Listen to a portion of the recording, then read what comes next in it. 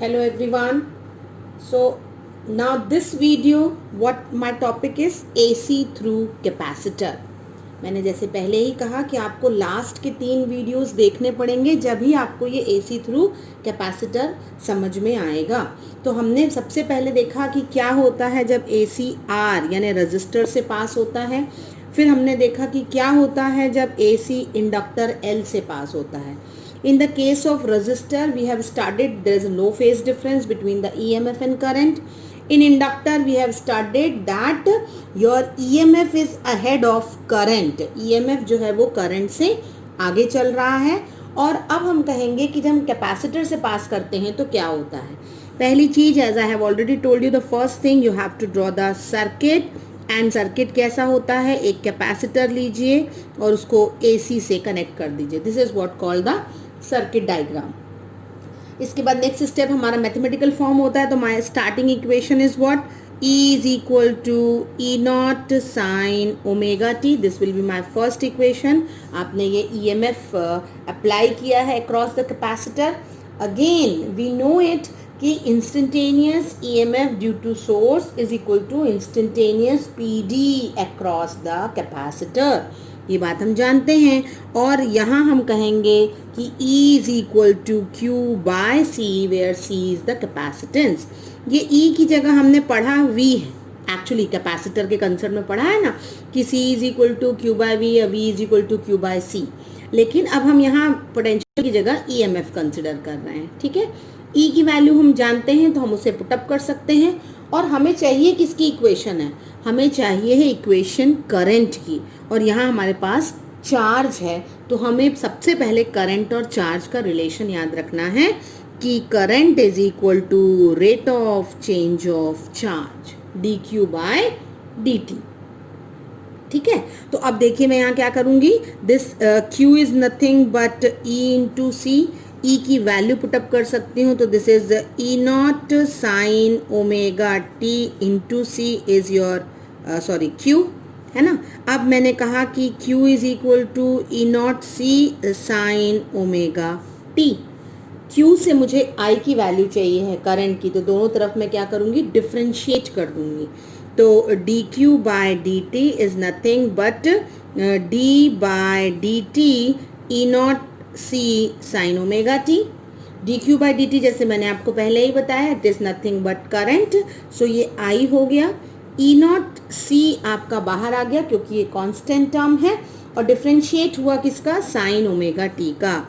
मैंने आपको last video में भी कहा है अगर आपको इंटीग्रेशन और डिफरेंशिएशन के कंसेप्ट क्लियर नहीं है तो मेरी प्लेलिस्ट में आप देखेंगे 11th में बेसिक मैथमेटिकल टूल है, यू गो थ्रू इट, आपको बहुत ईजी लगेगा फिर ये। तो साइन ओमेगा टी जो है उसका डिफरेंशिएशन क्या हो जाएगा, E nought C omega cos omega t. Okay, अब यहाँ पर जो ये हमारे कांस्टेंट टर्म है ओमेगा ई नॉट सी, इसे मैं रिप्लेस कर दूंगी एक नए टर्म से that is called I nought. तो अब मुझे आई नॉट की वैल्यू मिली है E nought omega C. This is my value of I nought, correct. लेकिन अभी भी मेरे पास कॉस ओमेगा टी है, I can not compare with first equation, तो उसके लिए मुझे इसका क्वाड्रेंट चेंज करना पड़ेगा। और सेकेंड क्वाड्रेंट में जो है वो कॉस किस में कन्वर्ट हो जाएगा, साइन में। तो मुझे आई मिलेगा I nought sine omega t plus pi by 2, क्योंकि मैं सेकेंड क्वाड्रेंट की बात कर रही हूँ, करेक्ट।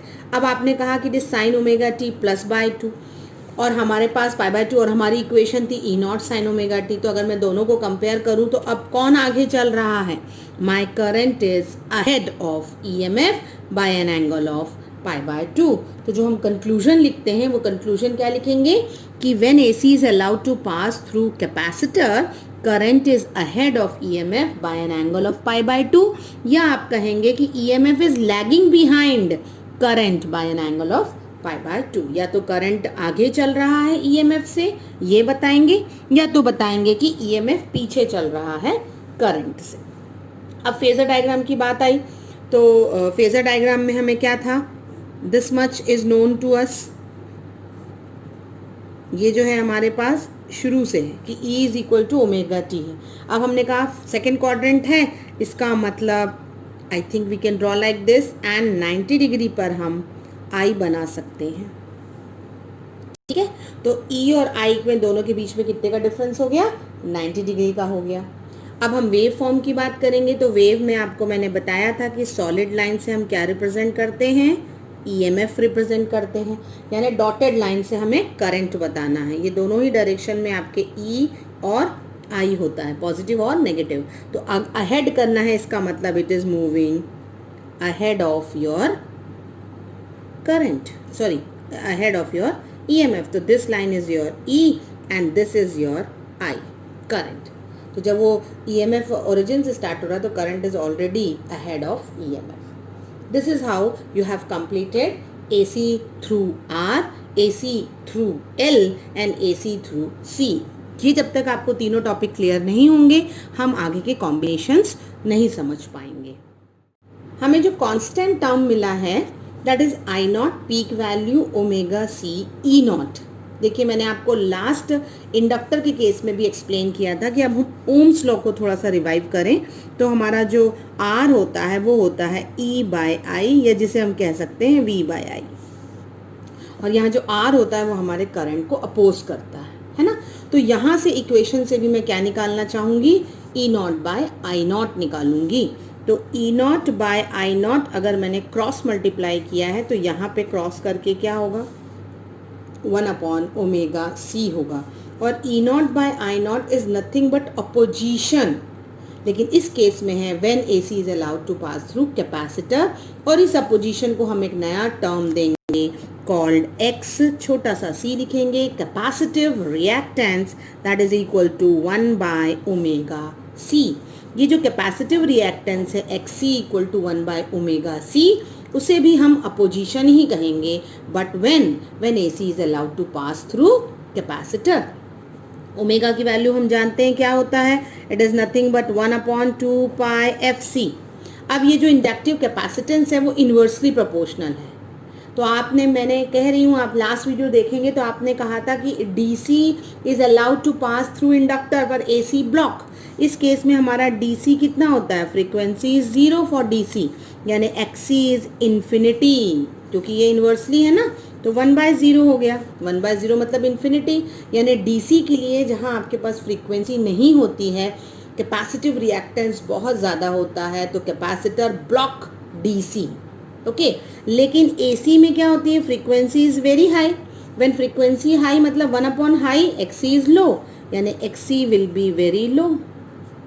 तो ना इसका मतलब क्या हुआ? यहाँ पे it will be less opposition for the AC. तो इसका क्वेश्चन क्या बनेगा कि capacitor allow AC.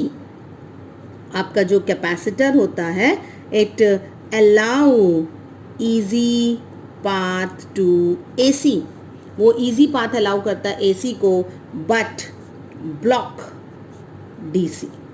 This question often on comes for your conceptional form कि कौन किसको अलाउ करता है, इंडक्टर एसी को करता है कि डीसी को, और कैपेसिटर किसको करता है, एसी या डीसी को। सो दिस इज हाउ आप मेरे जब 3 वीडियो देखेंगे तो आपके फर्स्ट पार्ट खत्म हो जाएगा एसी चैप्टर का, that is what is alternating current, then what are the phasor diagram and phasors, and then तीनों वीडियो आपके कंटिन्यूशन में है कि AC through R, AC through L and AC through C.